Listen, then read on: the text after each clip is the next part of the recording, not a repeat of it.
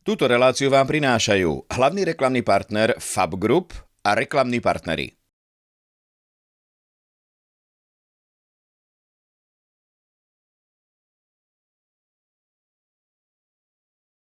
V predchádzajúcich sezónach sa slovenský Aries Racing Team pomaly, ale o to presvedčivejšie rozrastal. A inak to nebolo ani v práve ukončenej sezóne 2025. K už tradičným pretekom automobilov na okruhu pridal tým v minulom roku rally súťaže a preteky automobilov do vrchu. Teraz prišiel s ďalšou novinkou, minikárami. V nasledujúcich minútach sa spoločne pozrieme na to, ako sa Aries Racing Teamu darilo. Už v minulosti sa tým tešil z niekoľkých majstrovských titulov, či už to bolo v rámci Slovenska alebo FIA Central European Zone v disciplíne preteky automobilov na okruhu. V tej aktuálnej sa opäť posunul o poriadny kus dopredu. Určite úspešná sezóna 2025. Určite nie ako v sezóne 2024, bola trošičku smolnejšia, ale poviem, človek plánuje, robí preto všetko maximum, ale niekedy zasiahne tá vyššia moc a bohužiaľ musíme sa zmieriť, ale sme aj vďační za to, čo je, lebo jednoducho niektoré veci človek neovplyvní, aj keď chalani a celý realizačný tím robí preto všetko maximum, ale treba mať aj to šťastie. Jazdecké zloženie ostalo rovnaké ako v minulosti, do týmu však pribudla novšia technika, keď BMW M4 GT4 vystriedala novšia špecifikácia GT3. Úspešné spojenie z minulej sezóny po fantastickej GT4 sezóne s Rudom a spojeniu Aries a Schenker Motorsport sme sa rozhodli pokračovať ďalej, urobiť nejaký krok dopredu a úplne prirodzené pokračovanie po GT4 je GT3 a to sa dostávame do samotného vrchola GT-čkového motošportu, takže veľmi tvrdý oriešok a bolo treba sa na to dôkladne pripraviť a preto sme zvolili spoločne s týmom Schenker Motorsport zimnú prípravu v Španielsku a v Portugalsku, kde to počasie je oveľa prívetivejšie a stále sa dá jazdiť po tých najkvalitnejších tratiach, ako je Barcelona, ako je Portimao, ako je Valencia a niekoľko ďalších aj Formula 1 tratí. A hlavne dať Rudovi priestor, sa zoznámiť s autom, zatiaľ nie v pretekárskych podmienkach, ale mať taký ten kľud sa v podstate v aute, ako sa hovorí, že voziť. Zatiaľ za rôznych podmienok, mali sme veľa mokrá, mali sme veľa suchá, chladno, teplo, takže naozaj fantastické testovacie podmienky a my sme zatiaľ sa oťukávali takisto s novým autom a s rôznymi nastaveniami.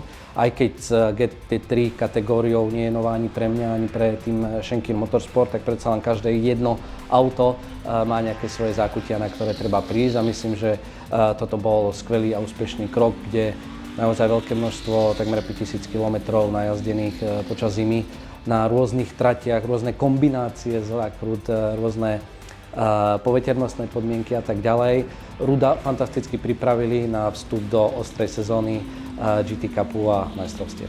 Nová technika je podstatne rýchlejšia ako stará a aj pocity z jazdy sú v nej absolútne iné. Pocity z toho auta boli neskutočne dobré. Čo ma hneď oslovilo, bola presnosť. Presnosť v riadení, presnosť na plynovom pedáli, na brzde. Brzda bola hodne mäkšia a presnejšia ako na GT4. Plynový pedál, takisto reakcia. Čo bola zmena oproti GT4, to bola vlastne aerodynamika, kde som si musel vlastne zvyknúť na to, že s tou aerodynamikou sa dá aj brzdiť a vnášať rýchlosť v rýchlych, alebo v nájazde v rýchlych zátačkách z veľkých rýchlostí. Následne, keď začne fungovať aerodynamika, tak sa dá zo zátačky aj výjsť veľkou rýchlosťou a samotný prejazd vlastne zátačky, kde tá aerodynamika funguje brilantne, to znamená, ideš 200 a prechádzaš zátačku o 40 km rýchlejšie ako GT4 a to je neskutočný pocit, lebo si myslíš, že lietaš. Je jasné, že Rudo našiel v GT3 novú lásku. Samozrejme, prechod na novú techniku nebol jednoduchý a preto nás zaujímalo, ako to zvládol podľa Richarda Gondu. Veľmi úspešne a veľmi rýchlo. Bol to prirodzený krok v štýle jazdy. V podstate sme už v GT4 ten štýl a techniku jazdy pripravovali priamo na GT3. Je odvážny, nebal sa hlavne v tých rýchlych zákrutách, kde GT3 v aerozóne funguje veľmi rýchlo. Takže postupne sme to vyskladávali, ale myslím, že veľmi úspešne a veľmi rýchlo. Ako prebiehala samotná príprava? Spočívala iba v neustálom pilovaní jazdy, chytaní apexov alebo aj v mentálnej podobe? Tá mentalita je častokrát najdôležitejšia. Samozrejme musí byť fungujúca technika, musí byť technicky jasné, čo chceme na tej trati robiť, mať prirodzene do detailu zmapované brzdné body, stopu, kade sa presne ktorý obrubník jazdí, nejazdí.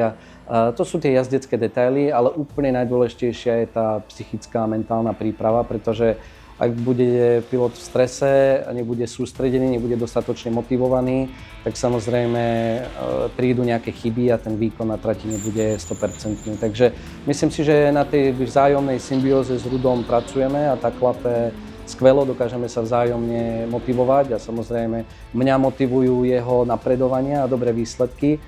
A myslím si, že on zase takisto cíti dobrú energiu naspäť a skúsenosti, ktoré sa mu opäť snažím odovzdávať. Takže myslím si, že toto kombo funguje skvelo. A treba povedať, že naša dvojica zvládla všetko naozaj perfektne. V rámci úvodných pretekov na Red Bull ringu Rudo nielenže vyjazdil v kvalifikácii svoju prvú pole position, ale aj v oboch krátkych pretekoch vyhral.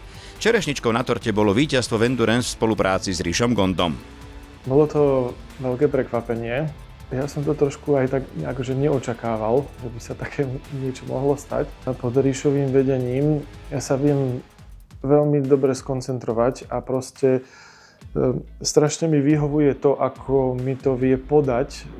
To znamená, že tá moja obrazová schopnosť vnímať tú trať a tú rýchlosť a si to vlastne predstaviť a do toho počítačová technika, ktorá nám hovorí, že v ktorom bode sa dá zrýchliť, v akom uhle sa tam dá vlastne nadísť alebo vojsť do tej zátačky, kde treba presne trafiť ten apex a ako byť narotovaný, tak toto mi veľmi pomáhalo v tom, že som si to vedel predstaviť a vedel som, tým, že v tom Španielsku sme veľa jazdili, tak som už cítil, že to auto ako sa správa v tých daných zátačkách. Tak mi to nebolo cudzie, tak som vedel tam ako keby posílať tú rýchlosť a do toho vlastne vyladiť tie správne uhly a body. No a vyšlo to. Nasledovala séria pretekov, pričom na niektorých sa darilo výborne, no našli sa aj také, na ktoré by Rudo najradšej zabudol. Ako napríklad most, kde sa doslova lepila smola na päty a preto na tieto preteky bolo treba urýchlene zabudnúť. To sa podarilo v rámci výborných výkonov na Veľkej cene Slovenskej republiky na Slovakia ringu alebo v rámci záverečného kola seriálu v Brne. Pod tieto perfektné výkony sa podpísala aj fyzická príprava. Na to, aby som sa zlepšil, tak som vlastne sa začal venovať aj triatlonu. Venujem sa vlastne pretekom Ironman alebo Challenge. Toto mi veľmi pomohlo v kondícii a vlastne v lepších výsledkoch na pretekaní na okruhu. Ale je to aj perfektný relax a taká sebakontrola na vybudovanie vlastne kondície a odburávanie vlastne stresu a tým pádom mi to veľmi pomáha. Výsledkom bol zisk ďalšieho slovenského majstrovského titulu v šprintových pretekoch v triede D4, ale aj titulu prvého vicemajstra Slovenska v absolútnom poradí v rámci seriálu pretekov automobilov na okruhu. Tento vstup do tejto sezóny s týmto autičkom podľa mňa sa im podaril geniálne. Zvládli to na jednotku, takisto aj vďaka pomoci Riša Gondu a Roberta Schenkera a jeho tímu, ktorý zabezpečuje vlastne celé technické zázemie a starostlivosť o to auto, za čo im patrí obrovská vďaka. Bez toho celého zosúladenia toho všetkého by tie výsledky určite neboli. Ale čo musím obzvlášť vyzdvihnúť, je ten progres Ruda Beňa.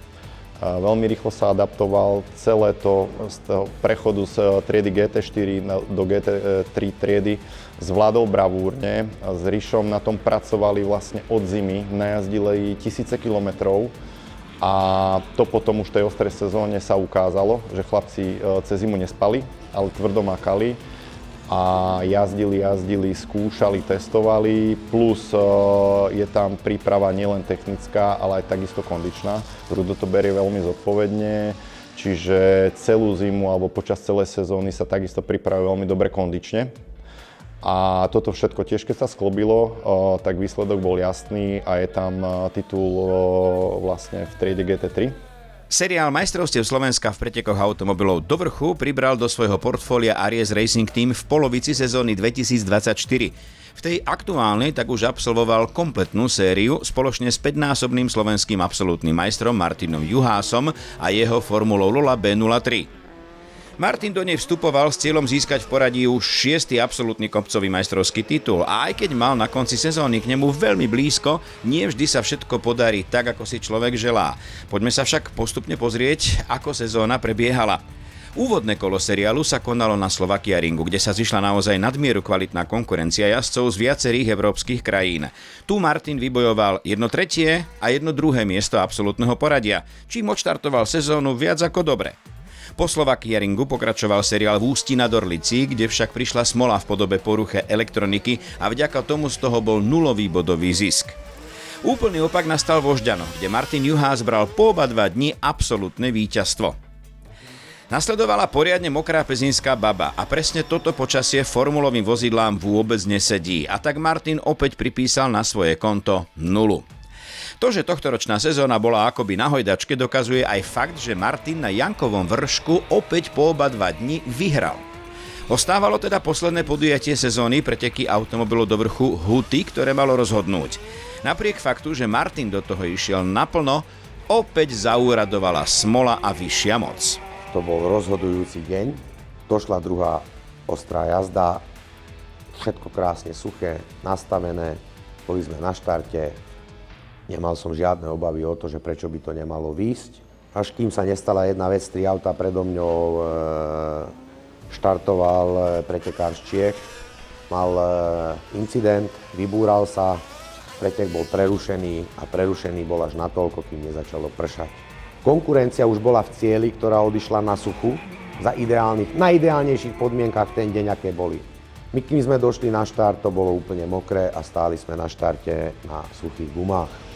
Tým pádom sobota bola pre nás odpísaná, hej. Samozrejme sa Maťo snažil vyťažiť zo svojej jazdy maximum, žiaľ 2 zákruty pred cieľom hodinoval a v tom momente bolo jasné, že súboj ešte nie je vyhratý.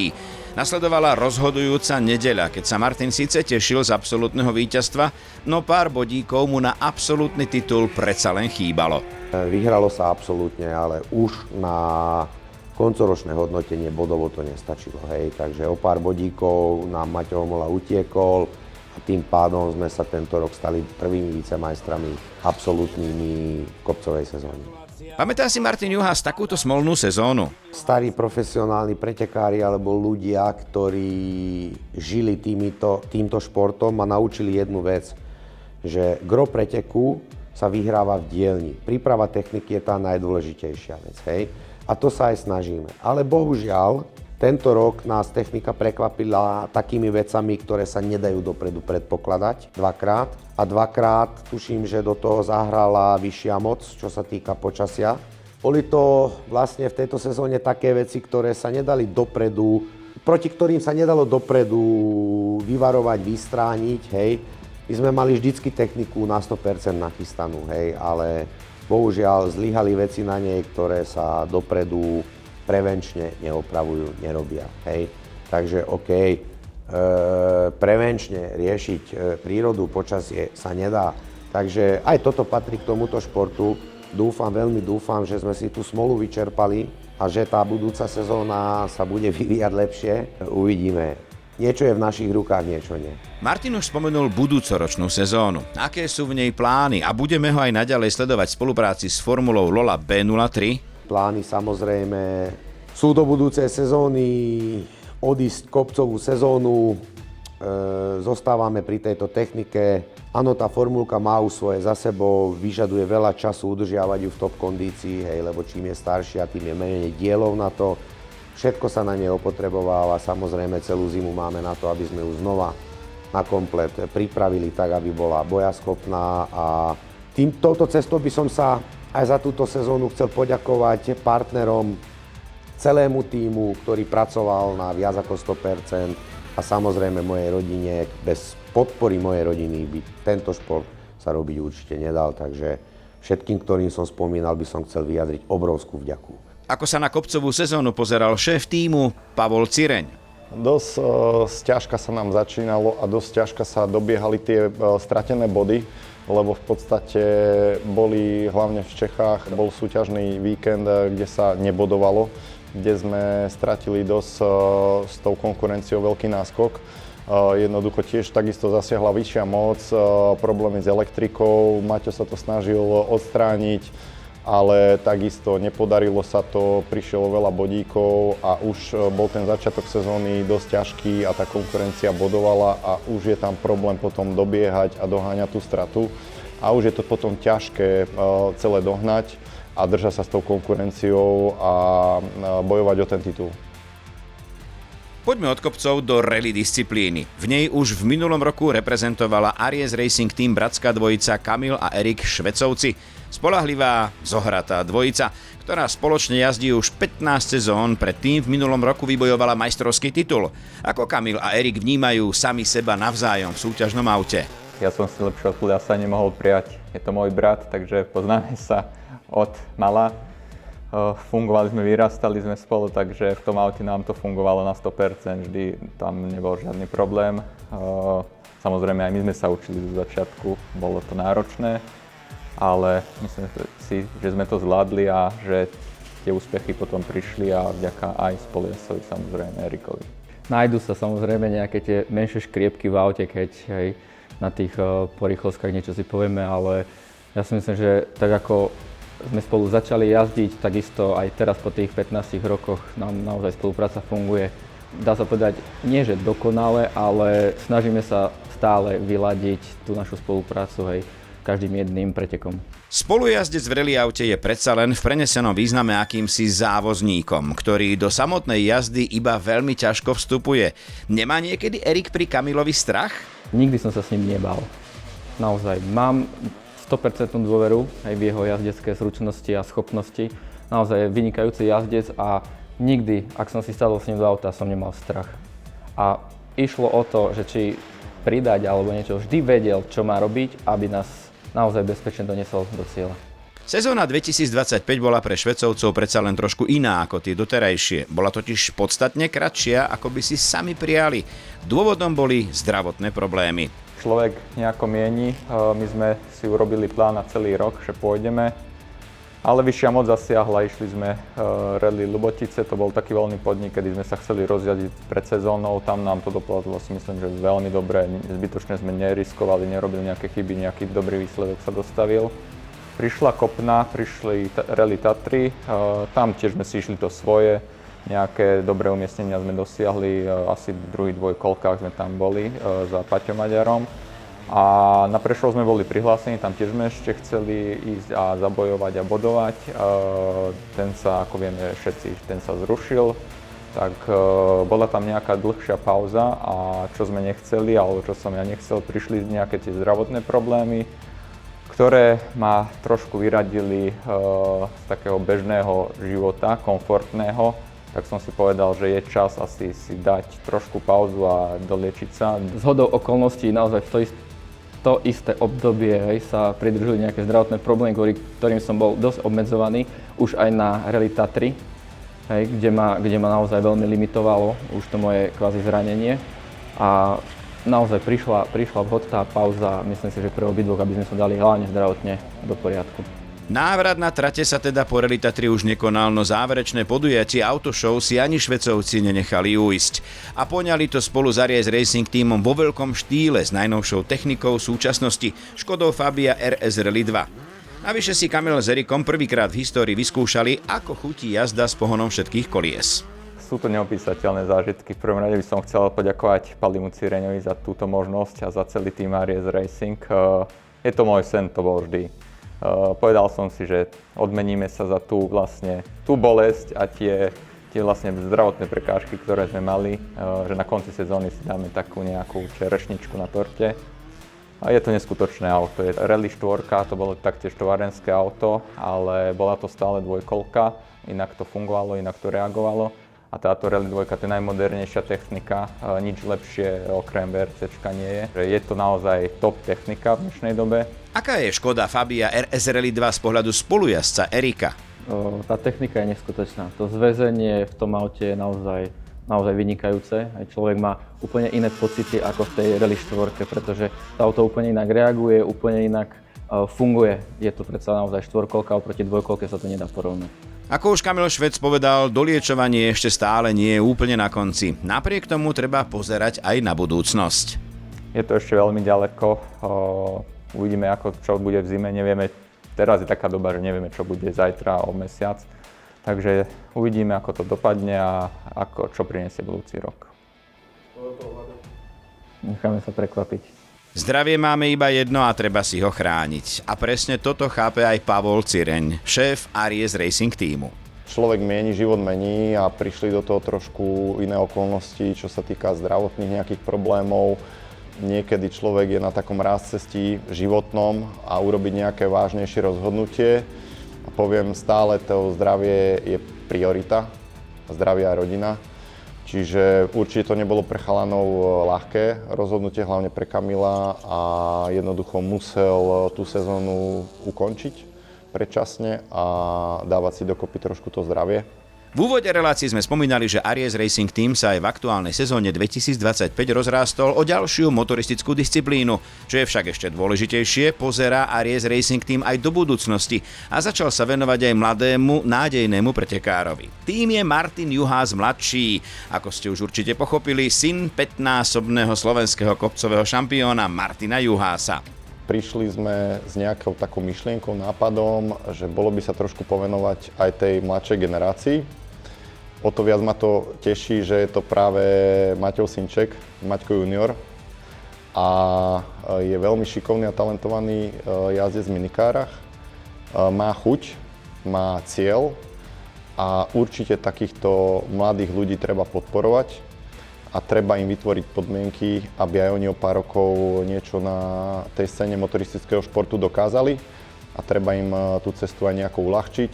Malý miluje všetko okolo aut, motoriek a motorov a všetko, čo vrčí a sa hýbe a na počudovanie aj to, čo nevrčí, ale ide dosť rýchlo a treba tam mať obrovský cit, lebo tie minikáry sú o tom. Je to veľmi náročný šport. Sám som si to vyskúšal a poviem pravdu, že každý jeden pretekár, ktorý nejazdil minikári, by s tým mal obrovský problém. Obrovský problém, kým by sa do toho dostal. Je to škola, jedna z najlepších škôl v tomto rannom veku, ako sa naučiť točiť tým volantom a ako získať cit na brzdy, na prejazdové rýchlosti, na grip a plus ešte priestorové videnie. Ako vidí, malý Maťko Juhás svoju práve ukončenú debutovú sezónu v minikárovom športe. Tak zo začiatku mi to išlo to rozbiehanie, bojky a potom som sa pomaly do toho dával. Tak od preteku k preteku som sa zlepšoval. Na špičskom rade to bolo najlepšie. V Galnici sme mali poruchu s gumami.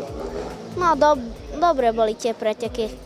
Každého z nás vždy poteší, ak sa do toho či onoho športu zapájajú aj deti. Je jedno, o aký druh športu ide. Podstatné je, že oň má záujem, baví ho to a presne toto je vidieť aj na malom Maťkovi Juhásovi.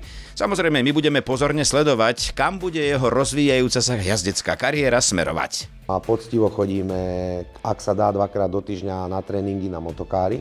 Zase je to dobré spojenie, lebo tá minikára mu dá obrovský cit na presnosť a zase tá motokára mu dá obrovský cit na reakcie, musí reagovať na ten kontrolovaný šmík, nečakaný šmík a tak, takže snažíme sa to sklbiť.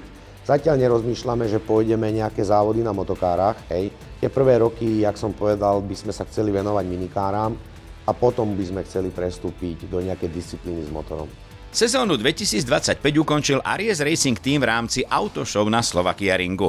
Túto tradičnú bodku za sezónou si ani teraz nenechal tým újsť, pričom sa predstavil s 2 vozidlami Škoda Fabia RS Rally 2. S jedným z nich jazdila, ako sme už spomínali, bratská dvojica Kamil a Erik Švecovci, no a s tou druhou sa počas prvého dňa predstavil aj šéf Aries Racing Teamu Pavol Cireň. Prišlo také rozhodnutie, že môžem si vyskúšať najnovšiu techniku Rally 2 Škodu Fabia RS. Chvíľu som mal také trošku obavy, že veď 4 roky som nesedel už v rallyovom aute. Naposledy som si užíval Slovakia Ring v roku 2021. Som trošku tak aj večer mal problém zaspať, že čo bude, ako bude, či to ešte zvládnem, či to niečo nevyrobím. Ale celé to upadlo a človek, keď si sadne do toho auta, je to niečo úžasné. To bola taká eufória a človek tak vyvetral tú hlavu a tak som sa uvoľnil a tak som si to užil, že už dávno som nemal taký pekný deň. Samozrejme práve Autoshow ako voľné podujatie slúži aj na poďakovanie partnerom za celoročnú podporu. Naši partneri nás každoročne už podporujú. Máme už svojich stabilných partnerov, za čo im patrí obrovská vďaka. A aj vďaka Autoshow sa každý rok stretávame vo veľkom počte s nimi aj tu priamo na tomto podujatí. A jednoducho nechcú si to už nechať ujsť. Už to berú aj oni ako takú svoju tradíciu. Máme možnosť si sadnúť s nimi spolu do jedného súťažného auta. Oni majú možnosť zažiť ten pocit. Vďaka ním toto celé vieme robiť. Čiže za to im ešte raz patrí veľká vďaka a ďakujem, že sú súčasťou tohto celého projektu a že vďaka ním môžeme dosahovať aj tieto výsledky. S Aries Racing tímom sa uvidíme opäť na začiatku sezóny 2026. Zatiaľ dovidenia. Túto reláciu vám priniesli hlavný reklamný partner Fab Group a reklamní partneri.